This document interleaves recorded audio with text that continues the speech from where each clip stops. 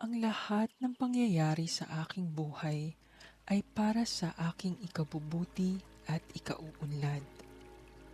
Ako ay nasa perpektong pagkakahanay sa kasaganaan.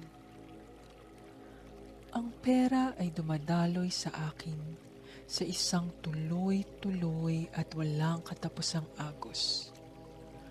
Parang ilog, tuloy-tuloy sa pagragasa ang daloy ng pera sa aking buhay.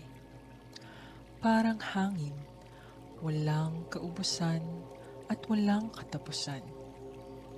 Hindi ko kailangang matakot na ito ay mauubos o magkukulang. Ako ay isang magnet para sa kasaganaan at ang aking relasyon sa pera ay puno ng kaginhawaan at kagalakan.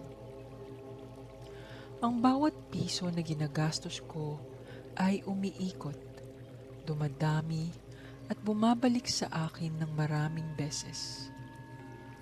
Ako ay nagtitiwala sa masaganang daloy ng universo at alam kong ang aking pinansyal na aspeto ay masasaayos kung kaya't hindi ko kinakailangang mangamba.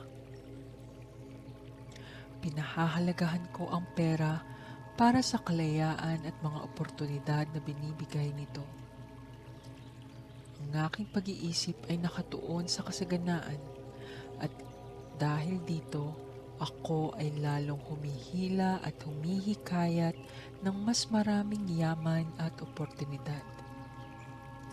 Pinagdiriwang ko ang bawat pinansyal at natagumpay, kahit gaano kaliit, bilang isang pagpapakita ng aking pagkakahanay sa kasaganaan. Ginagamit ko ang pera upang mabubuti ang aking buhay at ang buhay ng karamihan.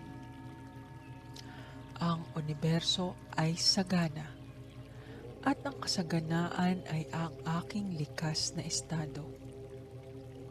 Ako ay nagpapasalamat sa lahat ng kasaganaan sa aking buhay at ako ay bukas sa pagtanggap ng higit pa sa aking inaakala.